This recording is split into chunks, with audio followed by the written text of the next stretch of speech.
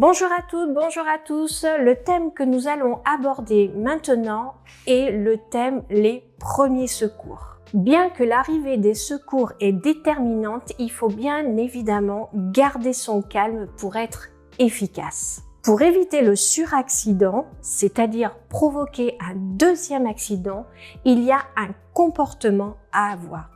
On utilise le PAS, P-A-S, protéger, alerter, puis secourir. Lorsque vous êtes le premier arrivé sur le lieu d'un accident, il faut protéger.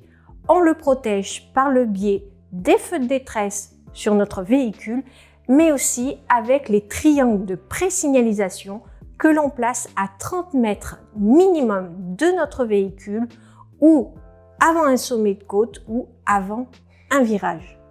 30 mètres minimum, c'est facile, il suffit de compter 30 pas. Bien sûr, n'oubliez pas votre gilet jaune, il permet de vous rendre visible la nuit ou le jour. Si jamais vous croisez un accident et des personnes sont déjà présentes, vous passez votre chemin. Ça ne sert à rien d'encombrer le lieu et d'empêcher les secours d'arriver et de se placer correctement. Ensuite, la deuxième partie, c'est le A pour alerter. On va regarder le nombre de véhicules accidentés, le nombre de victimes pour pouvoir donner un maximum d'informations au secours. Il existe plusieurs numéros d'appel d'urgence qui figurent ici. L'interlocuteur va vous poser différentes questions. Votre numéro de téléphone, où se situe le lieu de l'accident? N'hésitez pas à donner l'endroit où vous êtes, le nom d'une usine, d'un supermarché, le maximum d'informations qui peut aider les secours à intervenir rapidement. Vous pouvez aussi donner l'état des victimes, si elles saignent abondamment, si elles sont conscientes. Plus vous allez donner d'informations, plus les secours seront mieux organisés. Également, pensez à éloigner votre véhicule du lieu de l'accident de façon à ce que les secours, notamment le SAMU ou les ambulances, puissent se placer le plus proche possible des victimes. Également, attendez que votre interlocuteur vous demande de raccrocher. Pourquoi? Tout simplement parce qu'il peut vous donner des informations pour apporter les premiers soins aux victimes. Lorsque l'accident a lieu sur l'autoroute, ne mettez surtout pas votre triangle de présignalisation, portez votre gilet et placez-vous derrière la barrière de sécurité, non pas devant le véhicule, mais derrière le véhicule. En effet, si un autre véhicule vient à vous percuter, ça évitera de vous faire percuter à nouveau par votre véhicule. Une fois placé derrière la barrière de sécurité sur l'autoroute, vous avez deux solutions. Soit vous êtes géolocalisable par le biais de votre portable.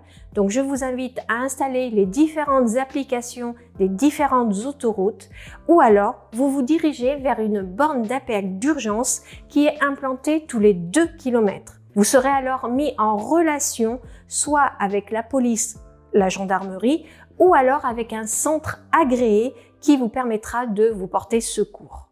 Et enfin, dans le PAS, nous allons aborder le S pour secourir.